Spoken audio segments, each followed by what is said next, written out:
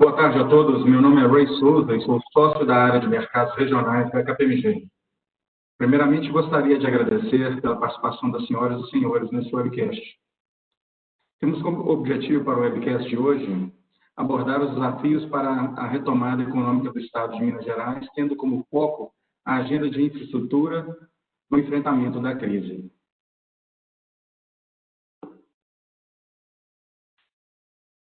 Para debater este tema, convidamos o secretário de Infraestrutura e Mobilidade do Estado de Minas Gerais, Dr. Marco Aurélio de Barcelos e Silva. Representando a KPMG estaremos eu e o sócio-líder de governo no Brasil e na América Latina, Maurício Ender.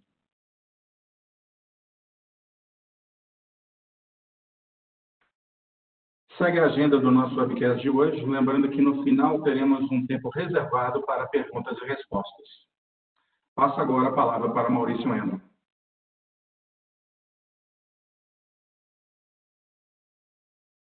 Boa tarde a todos.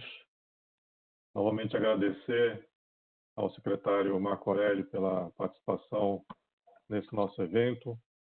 Agradecer às senhoras e senhores pela participação também.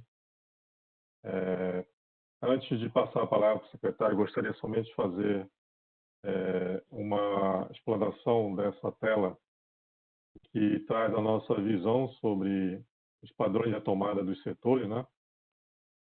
Como os senhores sabem, presenciam, existem impactos relevantes em praticamente todos os setores. Nós, como KPMG, junto com os líderes setoriais, fizemos uma análise de impacto e dos padrões de retomada nos diversos setores e classificamos em 4 categorias, sendo a primeira a categoria o que chama de padrão de retomada de crescimento. Apesar da crise, alguns setores, como varejo e farma online, food delivery, o delivery de alimentos, media streaming e mesmo o setor de alimentos e bebidas, alavancaram seu negócio crescendo nesse período aí da pandemia e possuem grande potencial de continuar alavancando esse crescimento nos próximos meses com a reabertura do mercado. O outro padrão de retomada que chama de retorno ao normal, que é também mais conhecido como retorno em V, né?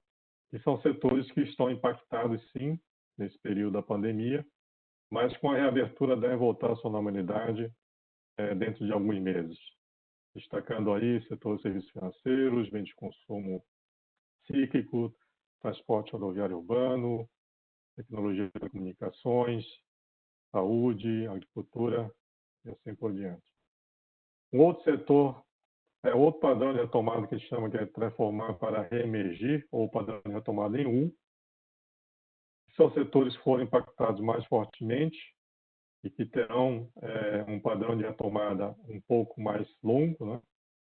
Levarão alguns meses, talvez um ano, para retomar aos níveis pré-crise, que são o setor de turismo e lazer, setor automotivo, a parte de combustíveis, bens de consumo não cíclicos, né? Setor imobiliário, e finalmente o setor que foi mais fortemente impactado, que chama de reiniciar, ou retorno em L, né? Que são setores que perderam demandas muito fortemente dentro da crise e que essa perda ela pode se tornar permanente por algum tempo, né? E dentre eles, vocês destacando, todos conhecem, aeroportos, setor de hotéis, varejo de consumo em alguns segmentos, governo também muito impactado, né? Até pela necessidade de criar programas, né, de incentivo, de apoio aos mais vulneráveis, apoio emergencial à saúde. Então, são vários setores, são setores que vão ter que se transformar e reiniciar seus negócios com um período bastante longo de retomada. Com isso, eu gostaria de passar para a próxima página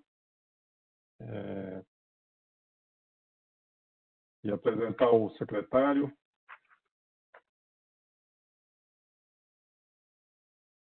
Catarina, por favor, próxima página.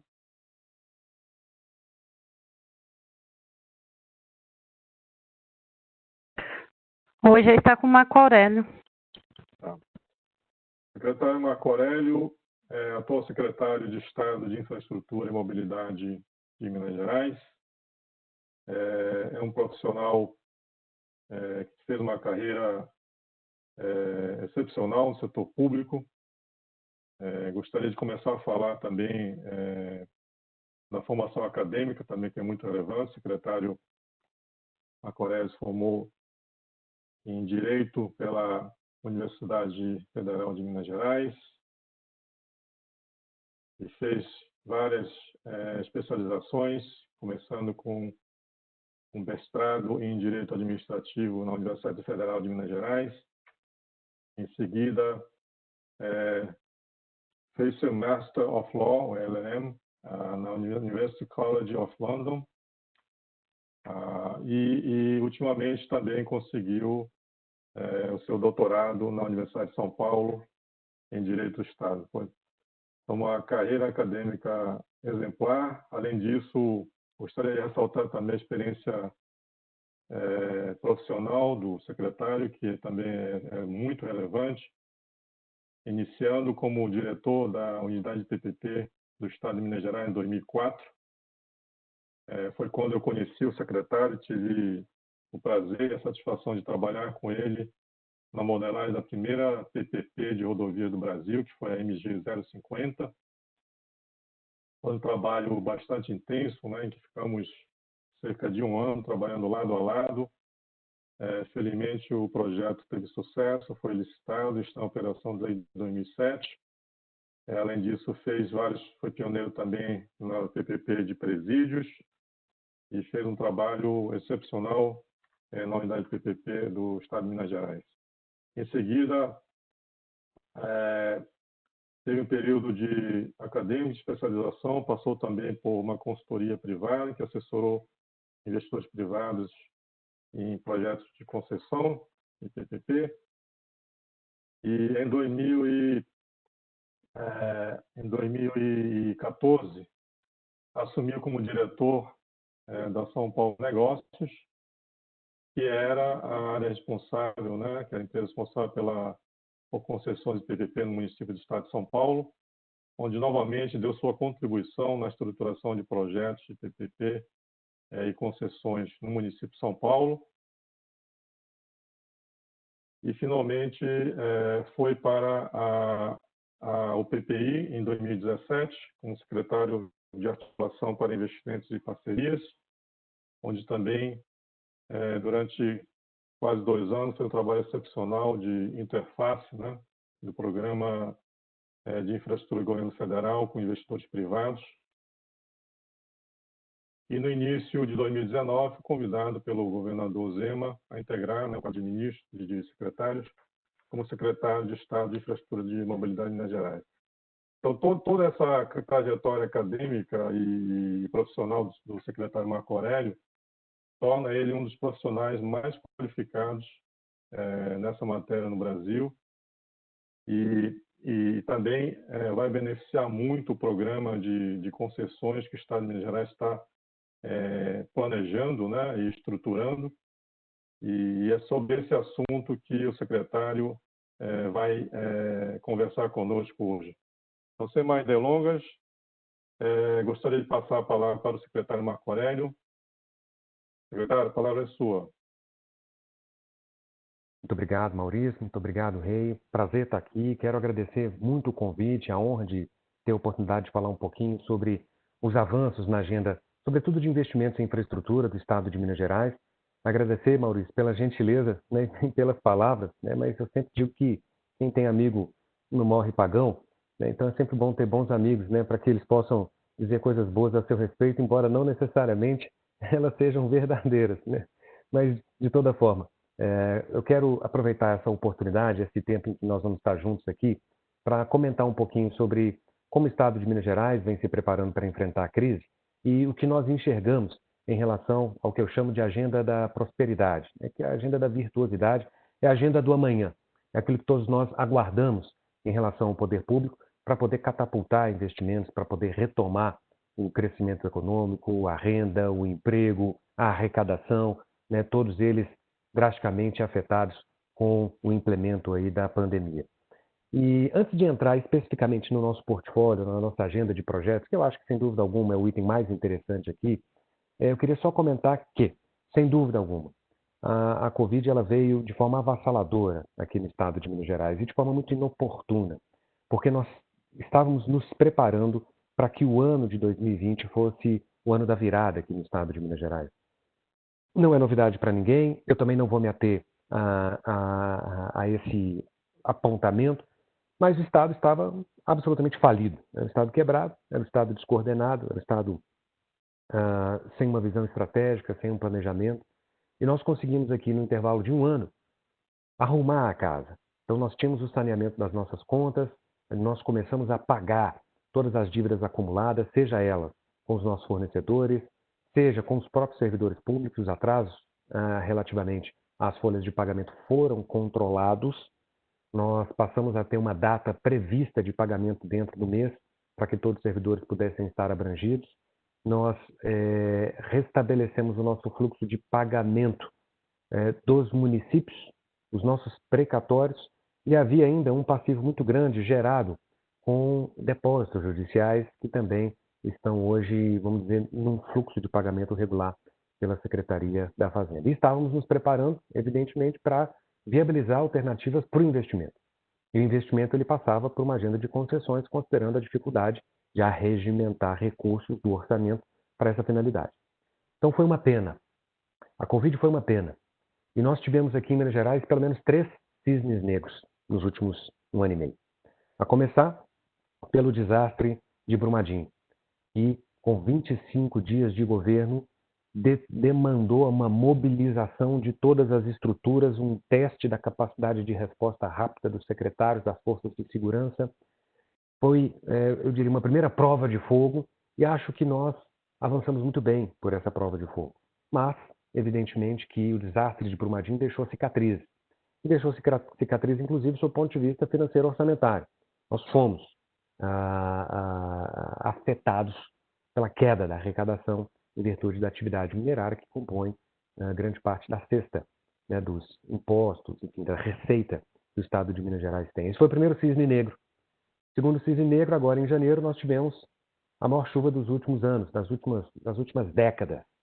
Houve um estrago grandioso no Estado de Minas Gerais. Na verdade, outros estados do Sudeste também passaram pelos efeitos devastadores das chuvas, mas Minas Gerais também ficou crispado, marcado com os efeitos deletérios, né, do alto índice pluviométrico que ocorreu aqui em Minas Gerais em janeiro. Só para se ter uma ideia, nós tivemos apenas para falar das rodovias estaduais, porque a devastação ela acometeu aí municípios, infraestrutura municipal, sem contar as pessoas, né, que acabaram falecendo, sem contar os desafios em relação ao saneamento, em suma. Só para falar das rodovias estaduais, nós tivemos aí um prejuízo próximo de 150 milhões de reais. Pode-se pensar que 150 milhões de reais é um valor relativamente baixo, não para o estado de Minas Gerais, o que é pior.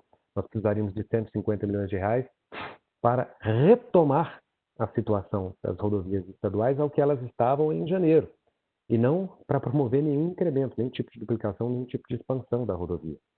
Felizmente, nós obtivemos aí um programa no âmbito do Ministério do Desenvolvimento Regional para nos auxiliar com algumas dessas reconstruções. Nem todas foram possíveis de ser inseridas nesse programa, de toda maneira, paulatinamente, vagarosamente, na medida em que os recursos são liberados, nós temos buscado a reconstrução da infraestrutura rodoviária.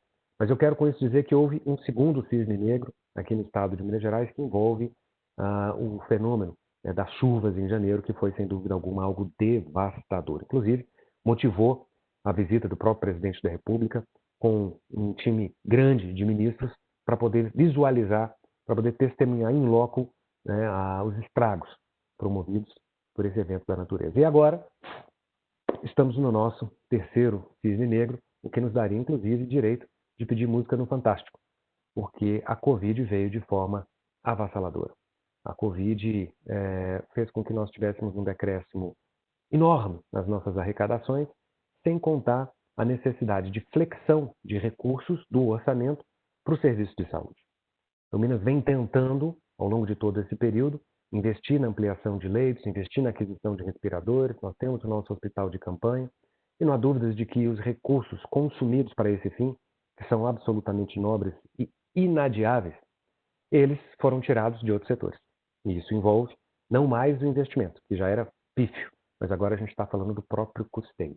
Então, o custeio da máquina pública hoje, ele é um custeio afetado negativamente pela Covid, não só pelo decréscimo da arrecadação, mas pela retirada de fontes de receita que poderiam irrigar, né, a realização de alguns serviços. E na infraestrutura isso acaba também contaminando as nossas atividades. Hoje nós estamos negociando com o setor as condições em que nós conseguiríamos avançar com os nossos contratos de manutenção e de conservação das rodovias existentes. É possível que falte recursos para que esses serviços sejam mantidos até o final do ano. De toda maneira, o fato é que nós não podemos simplesmente cruzar os braços e ficar lamentando. Nós temos que buscar soluções, buscar alternativas e superar essa crise. É claro que, como eu havia dito, né, no que toca ao contexto da Covid, nós tivemos uma série de iniciativas que buscaram o incremento da capacidade sanitária do Estado, a capacidade de atendimento do Estado. Eu diria que o pico da doença finalmente chegou, nós vimos adiando esse pico durante muito tempo, talvez nós sejamos aí um dos estados que mais conseguiu adiar o pico da doença. Sob essa perspectiva, a estratégia de achatamento da curva deu certo, mas agora nós estamos numa escalada. Ainda não há o colapso do setor de saúde. A nossa expectativa é de que o colapso ele não ocorra, embora nós enfrentemos em algumas regiões alguns surtos e, por conseguinte, alguns estresses relativamente ao número de pessoas acometidas e até mesmo a possibilidade de atendimento pontual. Mas, sob o ponto de vista sistêmico, nós fizemos o nosso dever de casa e há ainda mais unidades de terapia intensiva, enfim, né, as UTIs, as CTIs que estão sendo inauguradas, mais respiradores que vêm sendo adquiridos, e dentro do caos eu posso dizer que, a despeito de o pico ter chegado em Minas Gerais, existe uma mínima coordenação, um mínimo controle. E mais do que nunca a gente quer acreditar que isso tudo vai passar. Várias medidas foram adotadas pelo Comitê Extraordinário aqui, né, que se replicam em diversos estados, então não quero repeti-las aqui para não cansá-los, mas nós fomos o primeiro estado a criar um programa de retomada racionalizado, que nós chamamos aqui de Minas Consciente. Esse programa serviu de inspiração para a ação análoga no âmbito do estado do Rio Grande do Sul, no próprio estado de São Paulo, e nós identificamos dimensões ou ondas de abertura conforme o comportamento da doença, conforme a análise de uma série de indicadores, desde o índice de transmissão até o número de unidades de atendimento hospitalar disponíveis, etc., que nos permitiriam fazer uma coordenação ou estabelecer diretrizes para que os municípios pudessem avançar ou retroceder na retomada da economia. E o Minas Consciente tem sido adotado por centenas de municípios já no estado de Minas Gerais.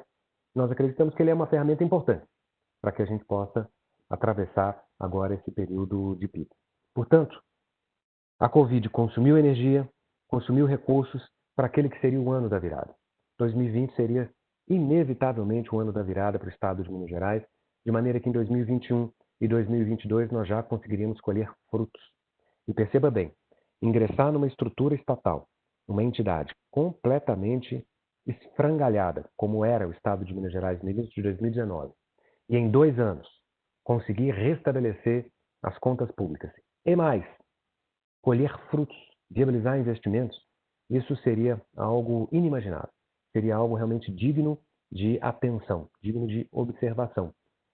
Inclusive, eu posso dizer que aqui no estado de Minas Gerais a gente reúne ingredientes que devem despertar ou deveriam despertar a curiosidade das pessoas de fora do estado, porque nós temos uma equipe absolutamente técnica.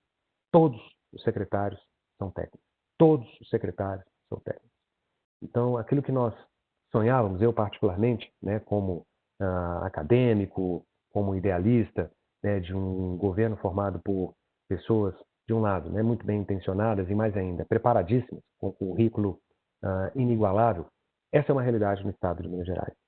E se não fossem esses 3 cisnes negros, nós poderíamos provar a tese, comprovar, demonstrar a hipótese de que aplicar a inteligência no setor público é uma medida com capacidade de geração de resultados real. Nós poderíamos fazer do estado de Minas Gerais, da experiência que tivemos aqui e que temos aqui, um balão de ensaio, para replicar isso para outras realidades no âmbito do Brasil. De toda maneira, nós ainda acreditamos que vamos sair dessa, e a despeito de termos de retroagir algumas casas, né, no restabelecimento das nossas condições fiscais, das nossas condições financeiras, o fato é que nós não paramos. Vamos seguir adiante. E temos um plano de investimentos, que é a principal encomenda que o governador Romeu Zema havia me feito no meu processo seletivo para secretariado, que envolve a construção de um programa de concessões. Então, investimento em infraestrutura, investimento pesado no estado de Minas Gerais passa por um programa de concessões e um programa de privatizações. Nós aqui, no nosso webinar, vamos falar do programa de concessões. O programa de privatizações envolve a alienação de ativos, né, a alienação de empresas estaduais, empresas estatais e estaduais, mas essa é uma agenda que é tocada por outra secretaria, pela Secretaria de Desenvolvimento Econômico. Evidentemente, não só as concessões como as privatizações, elas estão submetidas ao acompanhamento do Conselho Mineiro de Desestatização, do qual eu faço parte. Todavia, fica aqui a provocação, Maurício, Ray, né, para que o nosso secretário de Desenvolvimento Econômico, eventualmente, possa ser convidado para um futuro webinar, quando as informações estiverem mais bem estabelecidas, para compartilhar as boas novas relativamente a esse outro espectro da agenda de investimentos que envolve a alienação dessas empresas estatais. O nosso foco aqui permanecerá, então, nas concessões, no pacote de concessões, e posso afirmar que, ao cabo de 1 ano e 6 meses, 1 ano e meio, nós já temos todo o nosso portfólio definido e em modelagem. Nós enfrentamos uma situação na Secretaria de Infraestrutura e Mobilidade, antes Secretaria de Transporte e Obras Públicas, a nomenclatura e as competências mudaram com o atual governo, terra arrasada. E costumo dizer que talvez esse seja o aspecto que eu mais me ressinto, de que eu mais me ressinto, de não ter encontrado um planejamento de longo prazo, de não ter encontrado uma visão estratégica para a Secretaria, pois nós fizemos o nosso planejamento estratégico, nós fizemos uma modificação administrativa dentro da Secretaria, redefinindo competências, recriamos um escritório de concessões e parcerias, a antiga unidade PPP do Estado de Minas Gerais, da qual eu fazia parte há 15 anos atrás. Agora se chama a Coordenadoria Especial de Concessões e Parcerias, e nós conseguimos atrair grandes talentos, nós conseguimos atrair pessoas com experiências de mais de década em concessões e PPPs, todas imbuídas do mesmo espírito, de entregar resultados, de fazer um bom trabalho e de enxergar que nós temos condições de contornos favoráveis para aplicar o que há de melhor em termos de práticas, em termos de inteligência, em termos de boa vontade relativamente à estruturação desses projetos. Portanto, com 1 ano e meio, nós já temos todo o nosso programa de concessões estabelecidos e em andamento. Não tem mais sonho. O sonho, ele está se transformando em realidade. Nós já estamos em diferentes estágios nas distintas etapas de modelagem e estudos de viabilidade dessa nossa carteira. Eu vou aproveitar então para, avançando nesse tema, compartilhar aqui quais são as 7 grandes frentes que nós hoje temos abertas no âmbito do Estado de Minas Gerais, sob a ótica de concessões e parcerias. Nós lançamos ainda no ano passado o nosso programa de concessões rodoviárias, talvez um dos maiores do Brasil em curso. Eu diria que nós só perdemos para o governo federal hoje. Nós temos 3.000 quilômetros sendo submetidos à concessão. O estado de Minas Gerais é o estado que detém a maior malha rodoviária do país. Nós temos quase 30.000 quilômetros de estradas estaduais e quase 10.000 quilômetros de estradas federais. Esse pacote de concessões rodoviárias, evidentemente, abraçam concessões estaduais, que têm alguns trechos compostos por rodovias federais, já em negociação com o DENIT, já em aprovação no DENIT, para que sejam transferidas ao Estado. Mas percebam, nós estamos aqui falando da concessão de 10% da malha rodoviária do Estado de Minas Gerais. A malha rodoviária estadual do Estado de Minas Gerais. Nós vamos avançar com alguns detalhes relativamente a esse primeiro projeto na sequência. Segundo grande empreendimento que ingressa na nossa carteira de concessões é o Rodoanel Metropolitano de Belo Horizonte. Um projeto antigo que já havia sido licitado e contratado em 2013. A empresa vencedora foi a OTP, Odebrecht Transport. O contrato acabou não tendo a sua ordem de início deflagrada. O contrato hoje está cancelado e nós resolvemos resgatar esse projeto para revisitá-lo sob os contextos atuais, para avaliar como, no contexto de hoje, em que não mais é possível fazer uma parceria público-privada, na origem, o Rodoanel foi concebido como uma PPP, que demandava aí próximo de 250 milhões de reais ano do Estado de Minas Gerais, além de um aporte de 800 milhões no início do projeto. Mas a ideia é como viabilizar esse projeto em condições atuais, nas quais eu não mais consigo pensar em parcerias público-privadas ou aportes ou subsídios ou parcelas públicas pagas pela administração pública. Nós vamos também avançar com o status desse projeto. Na sequência, a gente tem alguns projetos aqui de infraestrutura social, projetos de menor investimento, como é o caso do ginásio do Mineirinho, mas há um aprendizado interessante a respeito do ginásio do Mineirinho, porque a modelagem está sendo feita toda internamente. Nós estamos testando a equipe para que ela possa, de forma autônoma, participar da implementação do projeto desde o início até o seu fim. A ideia é fazer a transferência mesmo de tecnologia para que os servidores do Estado de Minas Gerais eles possam vivenciar todas as etapas de construção, de estruturação de um projeto e, na sequência, consigam coordenar ou até mesmo ingressar na estruturação de outros projetos no futuro de forma mais autônoma, de forma mais altiva e com maior capacidade técnica. Ainda vamos falar do Terminal Rodoviário de Belo Horizonte, o nome é Tergip, que é Terminal Governador Israel Pinheiro, mas ninguém sabe o que é Tergip. Agora, se falar de Rodoviária de Belo Horizonte, fica mais fácil, e esse é um projeto com o qual a gente está trabalhando também. Hoje, nós temos apenas a concessão da área comercial, da área da alimentação da rodoviária, e nós queremos fazer daquilo um novo marco na centralidade de Belo Horizonte. O quinto projeto envolve o metrô, projeto também antigo, sonhado há décadas pelos mineiros, e eu me entusiasmo a cada dia porque nós nunca tivemos tão próximo do metrô e a cada dia que passa, essa distância ela vem se reduzindo, eu também vou explicar por quê. O penúltimo projeto da nossa agenda envolve os parques estaduais. Sim, nós temos também um programa, o PARC, que é o programa de concessões de parques estaduais. O primeiro deles, que é a Rota Lund, que envolve 3 unidades de conservação, está para ser licitada. Nós já vencemos toda a fase de consulta pública e o lançamento do edital deve ocorrer nas próximas semanas. Tivemos hoje, inclusive, o lançamento de um PMI, de um procedimento de manifestação de interesse para o Parque do Ibitipoca. Talvez seja a joia da coroa, o parque mais visitado e mais emblemático do estado de Minas Gerais, que fica na região da Zona da Mata, próximo a Juiz de Fora. Quem não visitou, fica o convite, evidentemente, depois de passar a Covid, mas não haja dúvidas de que, sob o ponto de vista turístico, sob o ponto de vista natural, é um parque fabuloso.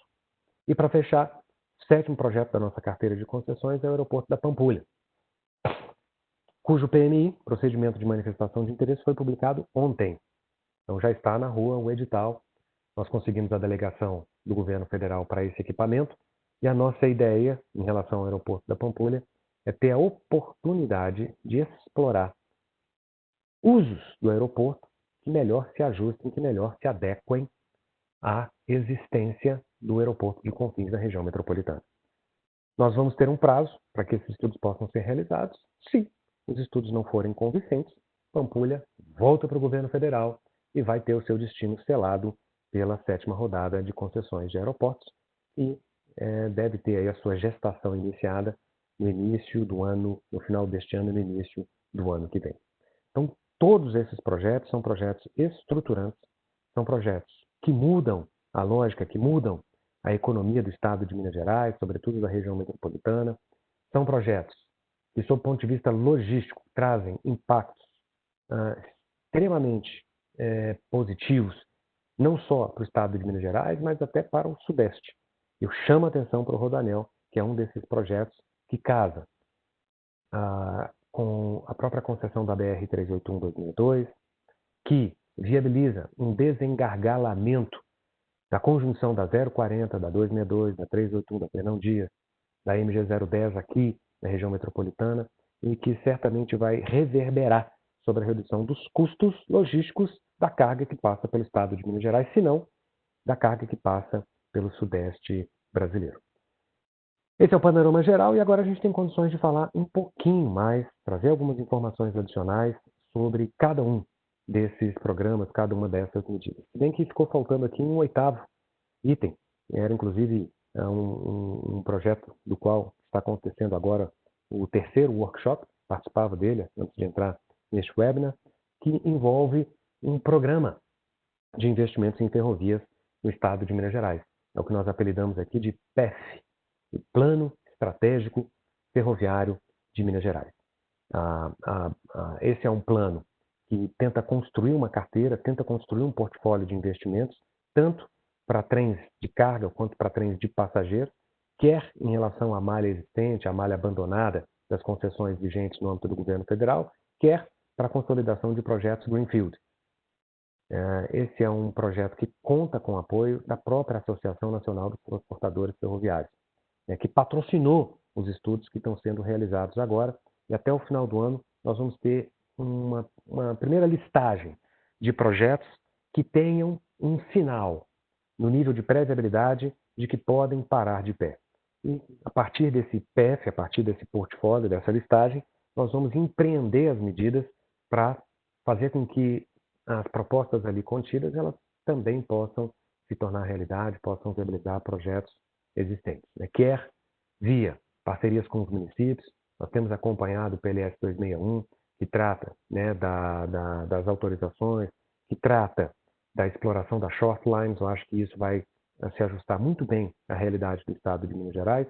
E, independentemente de short lines, independentemente de autorizações, nós teremos aí a possibilidade de criar novos corredores logísticos ferroviários em Minas Gerais, e os estudos já têm nos mostrado que há focos de demanda, expansões, inclusive agrícolas e minerárias, que não são atendidos por nenhum modal logístico e que teriam muita vocação para atendimento por meio do modal ferroviário. Então, não são apenas 7 os nossos projetos, são 8 os nossos projetos, o Plano Estratégico Ferroviário sendo o último deles. Mas começando aqui do primeiro, para mencionar aqui o nosso programa de concessão de rodovias, nós estamos falando aqui originalmente de 7 lotes. O 7º lote, que não consta dessa lista aqui, ele na realidade diz respeito a um projeto que havia sido licitado na gestão anterior, mas que está barrado no Tribunal de Contas do Estado. Ele não deixa de ser um lote importante, evidentemente, mas nós vimos aí viabilizando, promovendo a articulação com o Tribunal de Contas do Estado para entendermos se esse é um projeto que poderá de fato ser liberado. Em sendo liberado, nós seguiremos com a licitação, do contrário, em havendo uma análise negativa por parte do Tribunal de Contas do Estado, esse projeto volta para a prancheta e ainda assim constituirá o nosso 7º lote. Mas o que nós temos aqui na tela, na realidade, são 6 lotes. Lembrando que a totalidade desses lotes gira próximo a 3.000 quilômetros de rodovias. Nós podemos ter aqui no mapa a divisão desses lotes. Também desperta a nossa atenção o fato de que nós não estamos tratando aqui com lotes lineares, mas são, na realidade, algumas tramas que contemplam, portanto, diversos trechos de diversas rodovias estaduais, alguns dessas tramas, inclusive, como eu havia adiantado, contando também com trechos federais.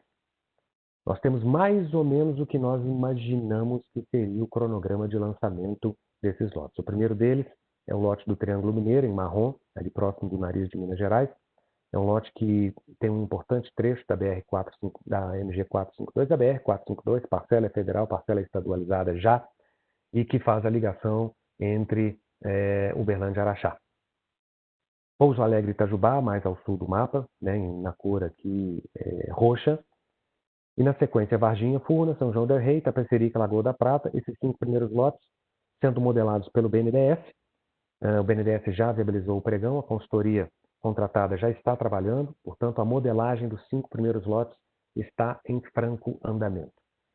E o 6º lote é o de Ouro Preto, Brumadinho, aquele contemplado em verde, mais à direita do nosso mapa.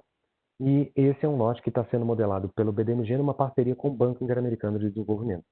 O BID, inclusive, está lançando o shortlist né, para a contratação dos consultores, e nós imaginamos que até o final do ano nós tenhamos a reunião de kickoff para que esse projeto ele possa ser estruturado com o apoio do BID.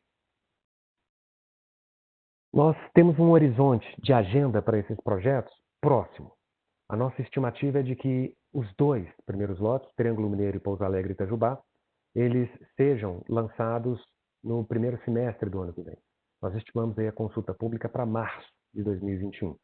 E que ao cabo de 3 meses nós consigamos fazer a compilação de todas as contribuições, fazer a edição final dos documentos e, pelo menos, publicar o nosso edital até o primeiro semestre de 2021. Lembrando que em Minas Gerais nós não temos a obrigatoriedade de submissão prévia ao Tribunal de Contas do Estado, ao contrário do que acontece na União, o que permite com que nós ganhemos algum tempo de cronograma e que faça com que nós sejamos muito otimistas em relação ao cumprimento dessa expectativa de primeiro semestre do ano que vem, o leilão sendo iniciado. Os demais lotes devem ter a sua consulta pública, Varginha, Furnas e São João del Rei, a sua consulta pública iniciada no segundo semestre do ano que vem, mesmo destino que deve ter o lote Ouro Preto Brumadinho. Portanto, a gente está falando de 2 leilões em 2021 e mais 3 consultas públicas adicionais ainda em 2021 para leilões no primeiro semestre de 2022. A nossa meta é conseguir viabilizar todos os leilões até 2022 e, portanto, termos os 3.000 quilômetros concedidos. Nós estamos, claro, né, nesse momento avaliando qual é a melhor modelagem para cada um desses projetos, mas eu queria compartilhar algumas impressões preliminares que nós temos relativamente a eles. A primeira é de que nós queremos implementar o que há de melhor em termos de práticas regulatórias. A nossa inspiração serão, sem dúvida alguma, os últimos leilões publicados pelo governo federal, que para nós contemplam muitas das discussões e dos amadurecimentos dos últimos anos. E, adicionalmente, nós queremos fazer com que a tarifa dessas rodovias seja uma tarifa fixa. E nós temos aqui um padrão tarifário em Minas Gerais, fazendo com que o critério de licitação ele seja pelo de maior outorga. Diga-se de passagem, os valores da outorga eles poderão ser convolados, convertidos para investimentos em outros trechos que não são passíveis de concessão. Então, esse, inclusive, é um dos objetivos pelos quais nós não queremos fazer com que o critério de licitação seja uma da menor tarifa e sim o da maior outorga. Nós vamos testar isso na modelagem e ainda temos o desafio de testar isso também com os usuários, né, com a população de cada uma dessas cidades. Mas a nossa ideia é trabalhar com aquilo que seria um pedágio mineiro. Muitos desses lotes não têm investimentos intensivos. Eu diria que alguns desses lotes, uma das principais atribuições do concessionário é o restabelecimento das condições operacionais básicas, a criação de acostamentos, muitas dessas rodovias sequer contam com acostamentos, a criação de terceiras faixas e trechos menores sendo duplicados. Né? A previsão nossa de investimento para os 7 lotes ao longo dos 25 anos, 30 anos possíveis de concessão é da ordem de 7 bilhões de reais. Ainda assim, né, nós queremos trazer todo tipo de investidor. Né? O pessoal costuma dizer que os mineiros fazem concessões e projetos para os mineiros. Longe disso. Nós queremos aqui atrair o maior número possível de interessados para os projetos de Minas Gerais e a nossa ideia, como eu havia dito, é implementar as melhores práticas regulatórias para atrair a atenção dos investidores. Muito bem. Avante, para que eu consiga cumprir o meu tempo, a gente tem aqui o Rodoanel Metropolitano, né, de Belo Horizonte, que eu havia dito é um projeto antigo, mas é um projeto que está sendo revisitado. Não se trata de um Ctrl-C, Ctrl-V, de um copia e cola, mas de uma revisita, uma revocação, uma readequação. Nós tanto estamos falando daquilo que nós chamávamos no passado de alça norte, que é o que liga a 381 leste a 381 oeste, pelo alto, né, da região metropolitana de Belo Horizonte. Uma pena, houve uma falha aqui, nós deveríamos ter colocado um mapa para melhor ilustrar o que seria esse projeto. Mas nós estamos falando tanto da alça norte, que liga a 381, portanto, leste a oeste, e da alça sul, que liga a 381 na região de Betim, a BR-040, na entrada ao sul da região metropolitana, ali próximo, para quem conhece, a Serra da Moeda. A totalidade, né, tanto da alça norte quanto da alça sul, é de 94 quilômetros. Nós estamos falando de um investimento portentoso, aqui sim, algo próximo a 9 bilhões de reais em CAPEX. É um projeto totalmente greenfield, é um projeto que tem importantes obras de arte a serem implementadas e é um projeto, de outro lado, que tem um VDM significativo, né? Nós estamos falando aí de uma média para os dois trechos de 60 mil quilômetros. Mas em algumas das faixas, vamos chamar assim, alguns dos trechos em que a gente poderia segmentar, né, o novo rodoanel metropolitano, a gente conseguiria alcançar algo próximo a 100 mil veículos diários. E há vários benefícios decorrentes da implementação do rodoanel. Desde o tempo de viagem, para quem utiliza o anel rodoviário hoje existente aqui em Minas Gerais, o efeito, né, de arraste econômico para os municípios afetados, a gente teria aí alguns municípios diretamente afetados, na região metropolitana, a redução de acidentes, lembrando que o anel rodoviário hoje existente, para quem conhece Belo Horizonte, ele é um causador diário de acidentes. É raro o dia em que não há acidente no anel rodoviário. Às vezes, nós enfrentamos mais de um acidente por dia, que para além, né, da saúde dos usuários, da segurança dos usuários, das vidas, né, que acabam sendo perdidas naquele trecho, faz com que nós enfrentemos engarrafamentos diários, com custos para toda a sociedade. Portanto, a externalidade que é obtida com a implantação do rodoanel, ela é significativa. Ela é considerável para a economia do Sudeste brasileiro. E para finalizar, a gente ainda teria aí a geração de vários empregos no âmbito desse projeto. Como anda esse projeto? Qual o status desse projeto? É um projeto que também já está sendo modelado. Nós conseguimos recursos privados para a realização da modelagem e esses recursos foram transferidos, né, pela empresa privada, pela Vale, para o Movimento Brasil Competitivo, para o MBC, que promoveu a seleção de consultores para que pudesse, então, doar para o Estado de Minas Gerais os estudos.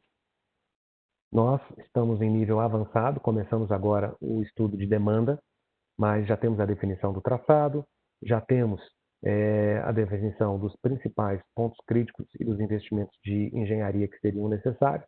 Estamos revisitando os projetos que haviam sido licitados no passado e temos a expectativa de conseguirmos colocar esse projeto em consulta pública no primeiro semestre do ano que vem. Talvez mais ao final do primeiro semestre, ali próximo a junho, maio, junho, julho, é um horizonte factível para que esse projeto vá para a consulta pública.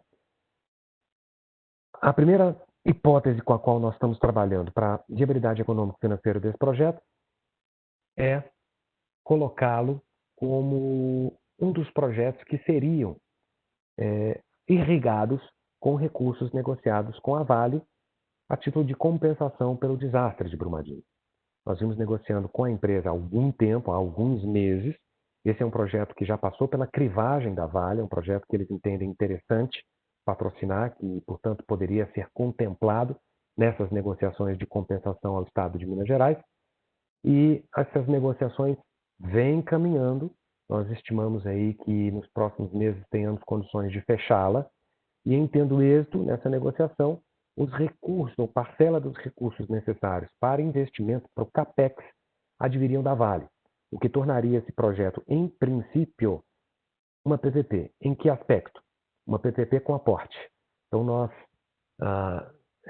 colocaríamos recursos ao longo do completion do projeto, recursos esses provenientes do acordo com a Vale, mas na sequência o projeto, uma vez finalizado aí o completion físico, o projeto ele seguiria pelas suas próprias pernas, seguiria apenas com a cobrança de tarifas.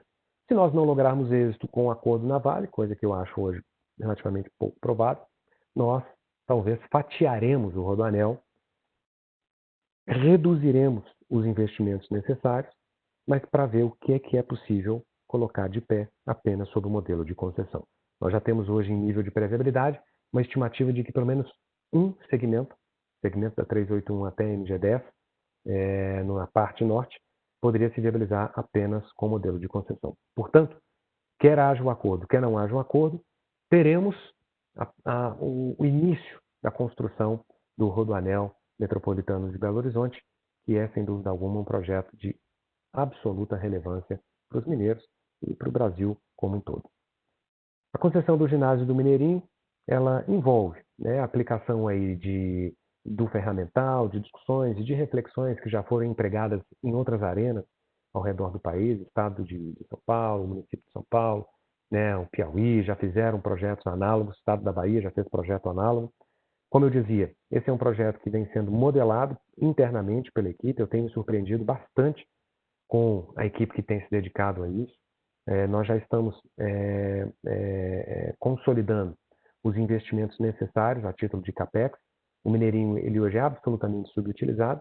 Na verdade, o nosso desejo último era de privatizá-lo, mas isso envolveria a aprovação de projetos de lei, envolveria questões fundiárias que poderiam ser problemáticas, de maneira que a concessão já está de bom tamanho e a nossa ideia é dar uma nova vocação para esse equipamento que vem sendo bastante subutilizado. A nossa perspectiva é de que também no início do ano que vem esse projeto vá à consulta pública. A Covid coloca algum desafio, mas como vocês podem ver, o Mineirinho tem uma aproximação muito grande com o estádio do Mineirão. Mineirão hoje que já é concedido para o setor privado, há uma parceria público-privada celebrada antes da Copa do Mundo. E, curiosamente, um dos grandes interessados no Mineirinho, sem prejuízo, é claro, de outras tantas empresas que a gente deseja que participem do certame, é a concessionária do Mineirão. Eles entendem que há uma sinergia muito grande entre os dois equipamentos, até porque, veja que curioso, no modelo de negócio originalmente pensado para o Mineirão, o que surpreendeu tanto a concessionária quanto o próprio Estado foi o fato de que as receitas de shows elas suplantam as receitas com jogos de futebol. E há uma competição entre essas duas agendas no âmbito do Mineirão. O Mineirinho, portanto, imagino eu, seria essa a razão do interesse da empresa que hoje administra o Mineirão, o Mineirinho, portanto, ele serviria como um anexo, chamemos assim, um adendo a essa atividade de shows e de agendas culturais que é bastante demandada, ou era até antes da Covid, imagino que vai continuar sendo, talvez isso entre na curva em V que o Maurício mencionava, aqui em Belo Horizonte. Muito bem. O próximo projeto que nós temos é o da rodoviária de Belo Horizonte. A administração da rodoviária hoje não explora todas as potencialidades do equipamento. É claro que o nosso principal foco aqui em relação à modelagem desse projeto envolve as receitas acessórias e não a atividade de rodoviária em si, de embarque e desembarque em si. A rodoviária está no núcleo do centro da cidade de Belo Horizonte. E, portanto, há um afluxo de pessoas muito grande. A ideia é trazer para esse equipamento não só os usuários do transporte em si, mas mesmo as pessoas que transitam ali pela região para que possam fazer outras atividades, para que possam se alimentar, para que possam ter algum lazer, né, para que possam, inclusive, resolver problemas, né, de ordem burocrática, de ordem pessoal. Nós estamos agora construindo termo de referência para a contratação dos consultores para nos ajudar na implementação do terminal rodoviário de Belo Horizonte. E queremos que esses consultores apliquem a inteligência, inclusive para a seguinte questão: o transporte intermunicipal, que é hoje o principal cliente desse equipamento, ele vai sobreviver por mais 10, por mais 15 anos? Se não sobreviver, como nós já deixaríamos preparado esse equipamento para uma revocação, né, para a aplicação de outros usos que garantissem a sustentabilidade do operador privado. Esse é o principal desafio do terminal rodoviário de Belo Horizonte, mas acredito que nós consigamos publicar o nosso edital com os parâmetros para a contratação dos consultores que vão nos ajudar nisso nos próximos 2, eventualmente 3 meses. Mas até o final do ano é factível que nós consigamos ter aí a licitação em curso dos consultores, para finalizarmos a modelagem até o meio do ano que vem, para termos a consulta pública possivelmente no final do ano que vem e a licitação em 2022. O metrô é o projeto mais complexo que nós temos em todos os sentidos, jurídico, político, econômico, psicológico, porque ele mexe realmente com os sentimentos aqui do Belo Horizontino, do pessoal da região metropolitana. É um projeto absolutamente desacreditado pelas diversas indas e vindas que houve no passado, mas a nossa ideia é agora irromper esse fantasma né, e fazer com que o metrô ele possa operar nos próximos anos. Por que é um projeto complexo sob o ponto de vista institucional e político? Porque o metrô hoje ele é operado pela CBTU, né, que é uma empresa pública de titularidade da União. Né? Na realidade, a competência pelo serviço hoje existente do metrô seria do Estado, porque nós estamos falando de um serviço metroviário intermunicipal, que contempla o município de Belo Horizonte e o município de Contagem, o segundo maior município daquele estado de Minas Gerais, que é conurbado a Belo Horizonte. E a CBTU ela presta esse serviço sem qualquer regulação, sem sequer haver um contrato entre o Estado e a CBTU. A ideia agora é fazer um clearing de toda essa operação. A CBTU já está incluída no PPI, no Programa de Parcerias de Investimento, para que seja desestatizada, liquidada e transferida para os estados. Nós temos participado, nós temos um acordo de cooperação técnica com a própria Secretaria do PPI para auxiliá-los na condução desses estudos. O BNDES já contratou a consultoria para o serviço A e B, que é exatamente a de cisão da empresa, o aspecto societário da CBTU, para que cada capital em que ela hoje opera possa ter a sua respectiva empresa de forma autônoma, de forma individual, e que isso viabilize a estadualização do ativo para cada estado, inclusive aqui para Minas Gerais. E, adicionalmente, o BNDES também finalizou, e tivemos a reunião de kickoff na semana passada, a contratação da modelagem para a concessão das linhas, que hoje são operadas pela CBTU. E em Minas, nós vimos trabalhando com a linha 1 e a linha 2. No mapa, a linha 1 é esse trecho em verde, é um projeto Brownfield, mas é um projeto que demanda uma série de investimentos, inclusive para ampliação da capacidade, para diminuição do headway, para ampliação do conforto do usuário, é necessário investir em linhas. Há previsão da expansão de mais uma estação no âmbito da linha 1, que é esse pequenino trecho em vermelho aqui. E há, inclusive, a previsão de implantação da linha 2, que seria um projeto, eu vou dizer, semi-brownfield. Por que é semi-brownfield? Porque o leito da linha 2 hoje ele já existe. Isso aqui também faz parte do patrimônio da CBTU. Virá com a cisão da empresa e a sua estadualização. E o que nós precisamos é um investimento na infraestrutura, né? A terraplanagem, o leito, ela já existe, mas precisamos investir na infraestrutura, nos trilhos e no material rodante. E, na sequência, a sua operação. Ambos os serviços, volto a dizer, tanto do aspecto societário da CBTU quanto a modelagem da concessão, já foram contratados pelo BNDES e nós temos tido reiteradas interlocuções com o banco para auxiliar no processo de modelagem. E como se não bastasse, ainda há uma sinalização muito forte, um compromisso, na verdade, do Ministério da Infraestrutura, de disponibilizar 1,2 bilhão para a construção da linha 2. Nós, neste momento, estamos em tratativas jurídicas para conseguir esse recurso, para fazer com que esse recurso seja empossado, seja esterilizado aqui para esse projeto. Então, boas novas virão no futuro. E, para fechar, ainda para que a linha 1 e 2 elas possam existir, faz-se necessária a aplicação de recursos na linha 1. E parcela desses recursos estão hoje contemplados, estão hoje orçados no acordo que eu mencionava, que vem sendo negociado junto com a Vale por ocasião do acidente de Brumadinho. Todos os astros estão alinhados para que a gente possa finalmente enxergar o eclipse. Né? E eu não tenho dúvidas de que esse é um projeto que, a despeito da sua complexidade, é um projeto que tem tudo e sairá do outro lado. Tem tudo para ficar de pé e vai ficar de pé. Acho que com isso eu praticamente encerro a nossa apresentação, fazendo aqui menção ao programa de parques estaduais. E como eu havia dito, o primeiro projeto, né, que será submetido à rua é o das Grutas de Peter Lund, a Rota das Grutas de Peter Lund, projeto que também já havia sido licitado no passado, nós revisitamos, ele era concebido sob a perspectiva, sob a ótica de uma PPP. Hoje, né, refazendo os estudos, o BDMG nos auxiliou bastante nesse trabalho. Né, lembrando que o Henrique Pinto hoje, que era o superintendente da área de estruturação de projetos do BNDES, é o vice-presidente do BDMG e é o líder da área de concessões do BDMG, e nós temos tido aí uma feliz parceria, até porque trabalhamos juntos no PPI, eu como secretário de articulação, né, para investimentos e parcerias, e o Henrique como o secretário, né, de projetos, né, da articulação dos projetos de políticas de investimentos. Pois bem, a Rota Lund, portanto, deve ir à licitação em breve, para de pé sozinha, como uma concessão, e nós acabamos de lançar o procedimento de manifestação de interesse do Parque Estadual do Ibitipoca, né, que é um parque importante. O Parque Itacolomi está sendo analisado preliminarmente, nós estamos avaliando se é o caso de fazermos a modelagem interna ou de eventualmente submetermos aí o projeto à contratação de uma consultoria para que ela nos auxilie a pensar na melhor alternativa. Esses 3 são os principais parques, embora o programa em si, que é denominado de PARC, P-A-R-C, o programa em si contemple 20 parques até 2022. É uma agenda virtuosa, uma agenda que tem dado certo ao redor do país. É claro que ela também sofre influências da Covid, mas tem para mim que esse é um turismo que tende a dar certo. Até porque se as pessoas evitarem longas distâncias, né, elas vão preferir ficar próximas aqui do estado, revisitar o turismo no estado de Minas Gerais e não teremos, tão logo a doença ela, encontre aí o seu fim, ou a gente encontre uma vacina eficaz, essa agenda do turismo, eu acho que é uma agenda que volta rapidamente.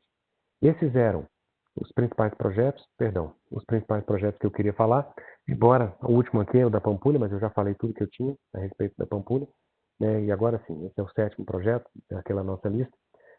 A respeito da Pampulha, me perdoem aqui por avançar aqui no meu prazo, mas o projeto da Pampulha é um projeto que vem sendo negociado com o governo federal há quase um ano. Nós conseguimos, há 2 semanas, a delegação desse empreendimento. Não é uma delegação definitiva. Em princípio, nós quisemos ter, junto ao governo federal, a oportunidade de apresentar uma alternativa à abertura indiscriminada desse aeroporto. O governo federal, desde há muito, tem deixado claro que se Pampulha seguir pelo 7º lote, ela vai ter um tratamento equivalente a qualquer outro aeroporto. E qual o problema de haver uma abertura indiscriminada de Pampulha? Ela compete de forma deletéria com o aeroporto de Confins.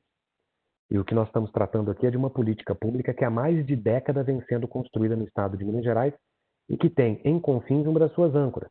É o que nós chamamos aqui de crescimento do vetor norte.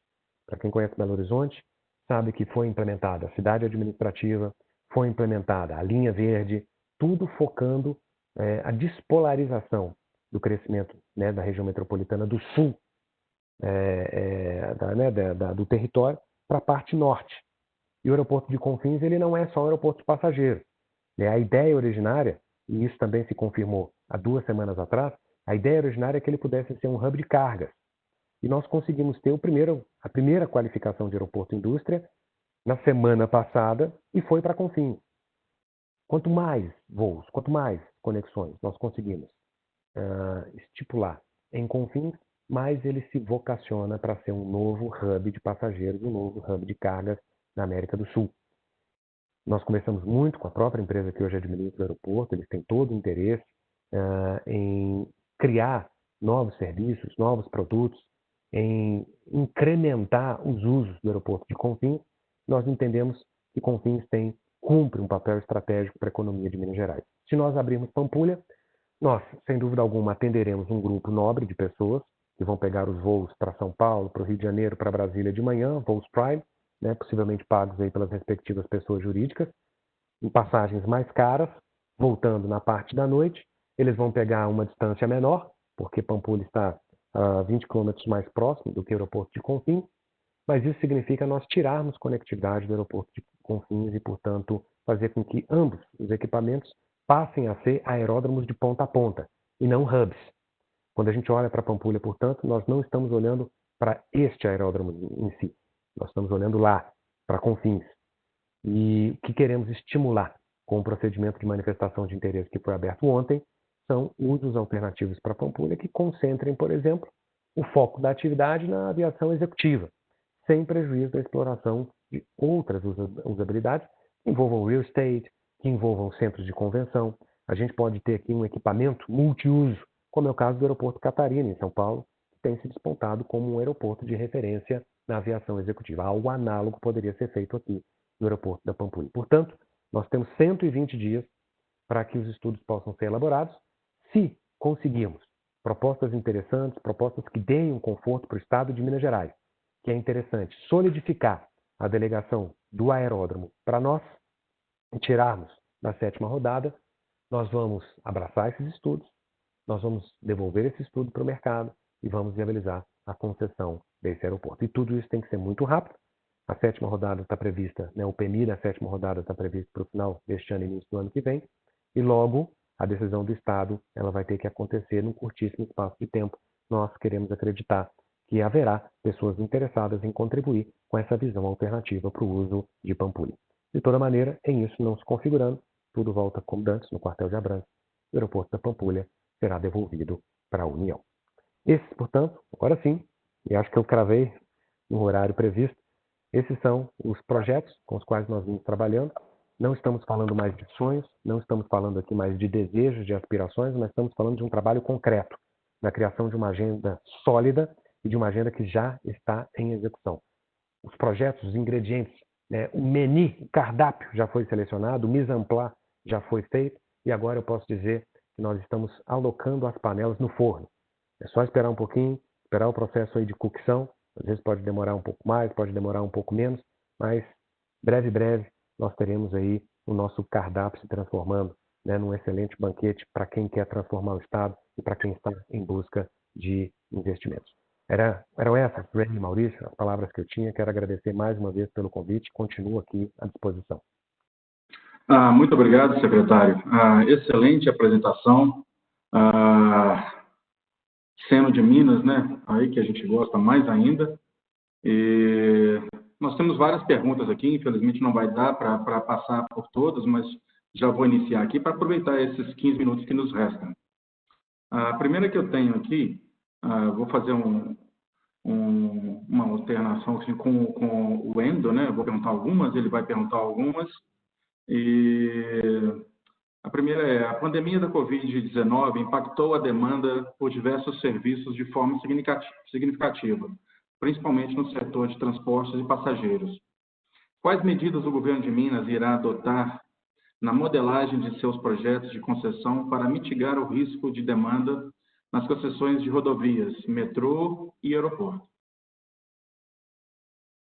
Ray, a questão da demanda hoje ela é importante, mas eu diria que ela impacta muito mais esta fase de modelagem, em que a gente precisa de dados precisos, do que talvez o paradigma dos contratos de concessão de logística de transporte de cargas em si. Por quê? Porque, querendo ou não, a probabilidade de a gente enfrentar uma nova pandemia, eu acredito que seja muito baixa, o que não justificaria que nós necessariamente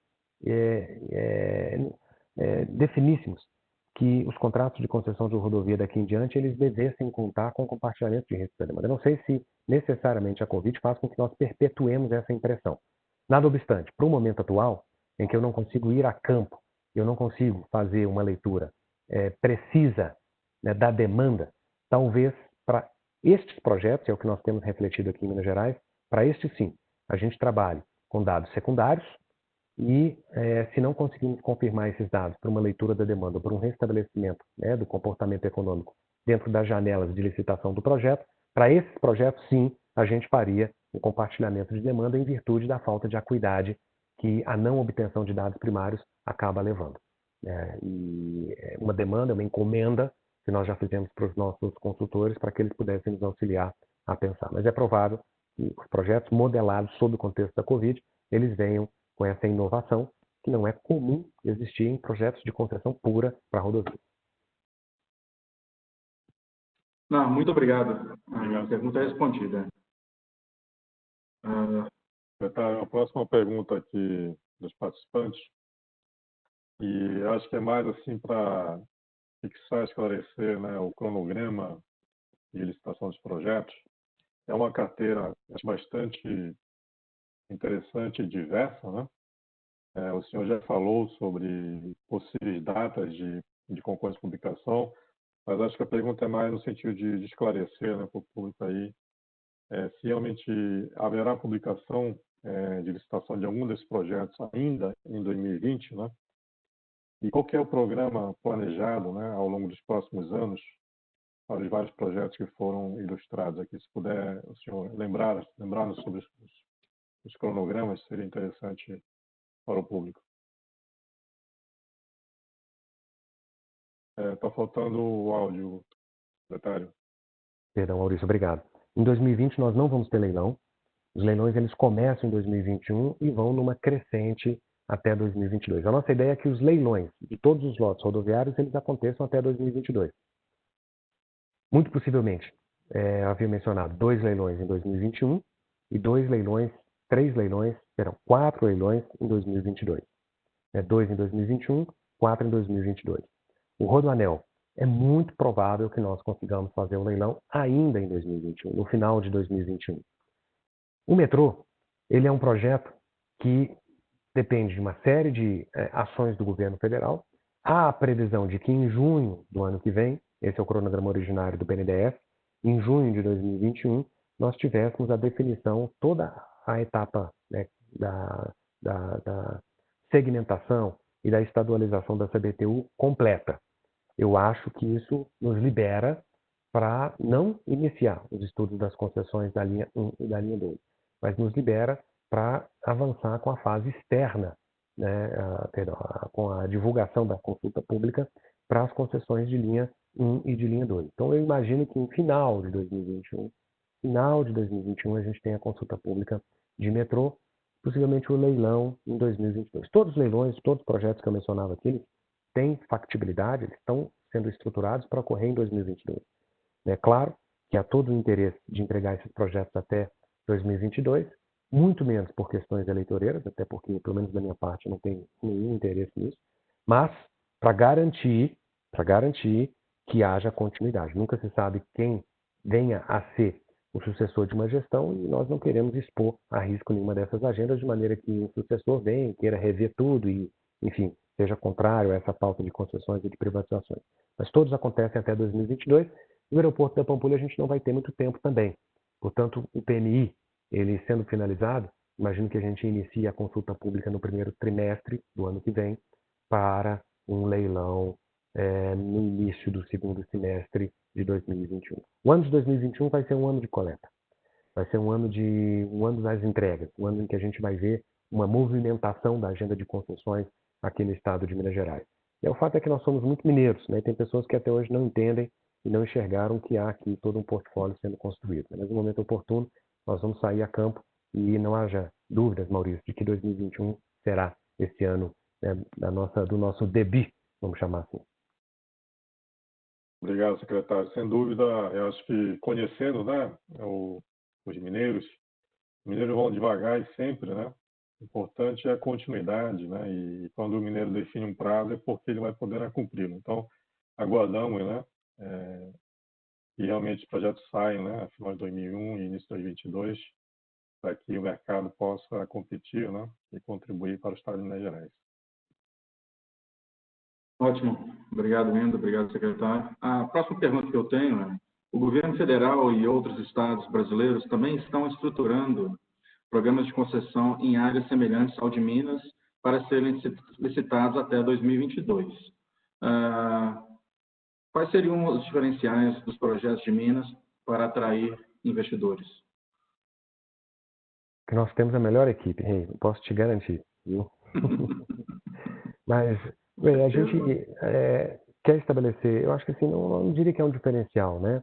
Porque eu imagino que todos os meus colegas, eu converso muito com os meus secretários, os meus colegas secretários, né, de infraestrutura, de transporte nesse estado.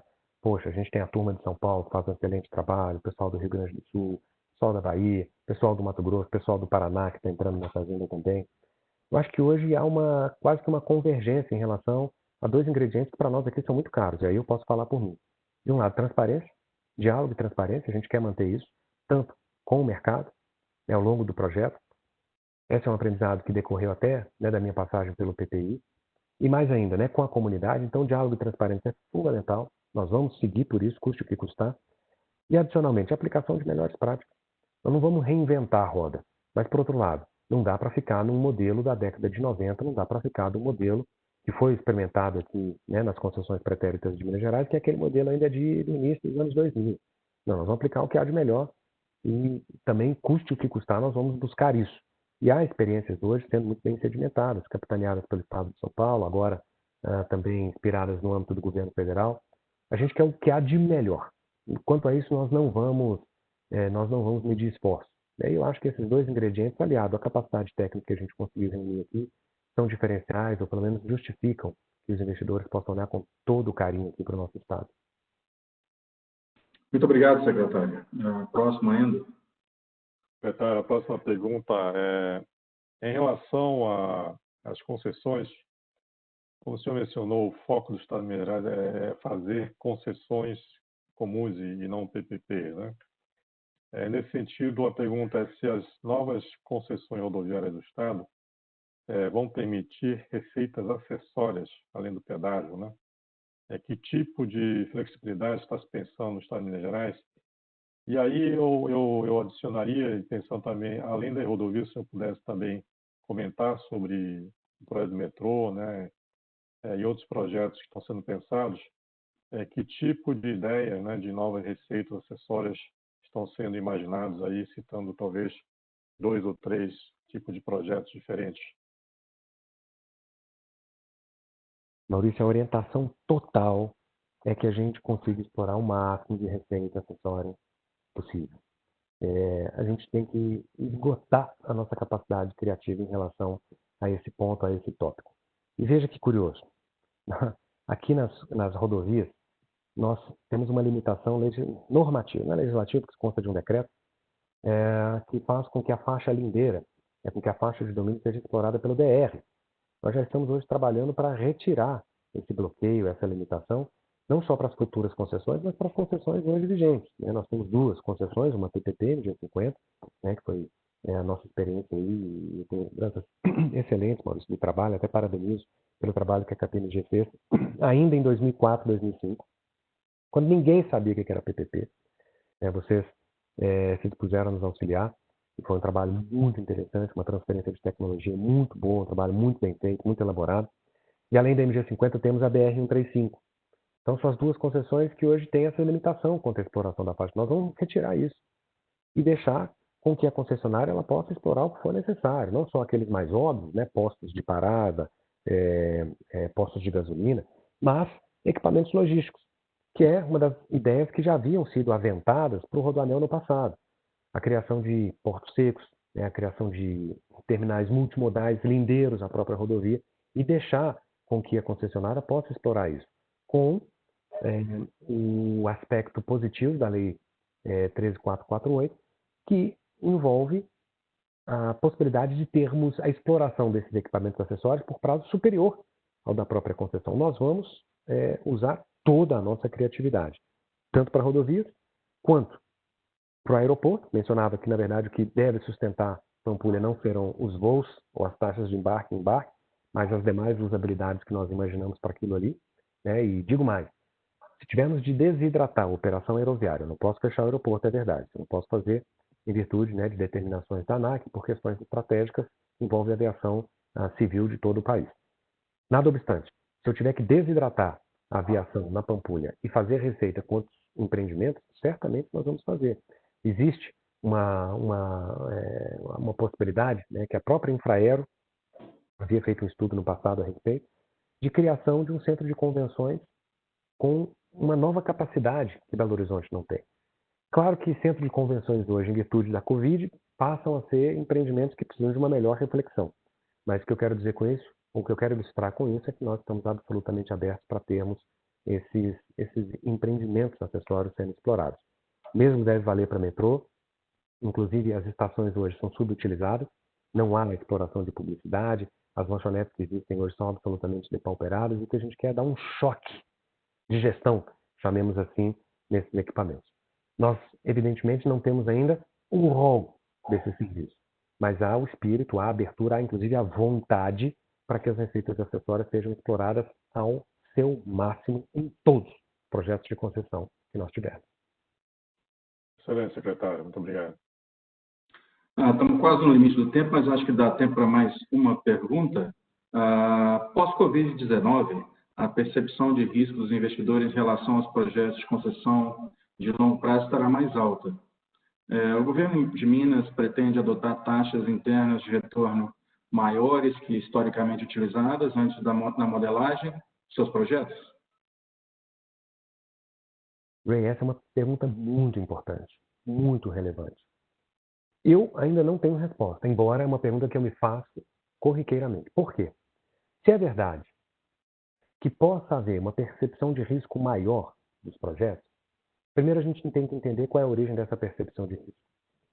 As distorções na demanda, elas vão acontecer enquanto a Covid perdurar. mas a gente precisa identificar como vai se dar o comportamento da demanda pós-Covid. Se houver uma retomada, entendo que essa percepção de risco ela tenda a diminuir. Porque, como eu disse, pelo menos, né, não sou especialista nisso, mas se nós olharmos aqui estatisticamente a ocorrência de pandemias, elas tendem a demorar algumas décadas, né, para emergirem, para eclodirem. Então, é um risco que me parece de frequência que não justificaria uma mudança nos paradigmas do contrato. Mas mais do que isso, ainda que, bom, a demanda não. A demanda ela passa a ter uma distorção, ela passa a ter um comportamento impreciso em virtude da Covid e pós-Covid. Ainda assim, a gente precisa pensar a rentabilidade dos projetos vis-à-vis o custo de oportunidade sistêmico que a gente tem. E verdade seja dita, né? Nunca esteve tão baixo o custo de oportunidade. Né? Os demais investimentos, inclusive de risco zero aqui no Brasil, hoje deixaram de ter a atratividade que tinham. Para quem quiser valores ainda próximos, né, de 10%, de 9%, que ainda são as taxas que a gente tem visto serem empregadas nos projetos, não tem como, vai ter que migrar realmente para investimento em infraestrutura. Portanto, é uma pergunta importante. Ela é uma pergunta importante essa que você fez. Uma pergunta que precisa ser enfrentada. Mas eu acho que ainda é muito cedo para cravar uma resposta. Essa é a minha visão. Né? Mas, em alguma medida, a gente vai ter que cravar essa resposta. Ou pelo sim ou pelo não. Em que sentido? Não vamos mexer na taxa interna de retorno. Ou, não, nós vamos mexer na taxa interna de retorno. Né? Mas eu ainda acho que a gente está num momento de transição que demanda um pouco de equilíbrio, um pouco de reflexão para entender a dimensão do que significa atratividade ou não dos projetos de infraestrutura aqui no Brasil como um todo. Ótimo, muito obrigado. Poderia adiantar só mais um slide, por favor? Ótimo. Novamente, gostaria de agradecer pela participação de todos inscritos nesse webcast e ao secretário Marco Aurélio pela excelente apresentação de hoje. Junto com o nosso e-mail de agradecimento, vocês receberão um link para o nosso calendário de webcast, que a gente tem recorrente, e foi um grande prazer tê-los conosco. Tenham uma boa tarde. Muito obrigado. Muito obrigado, secretário. Muito obrigado a todos. Boa tarde. Boa tarde. Vai.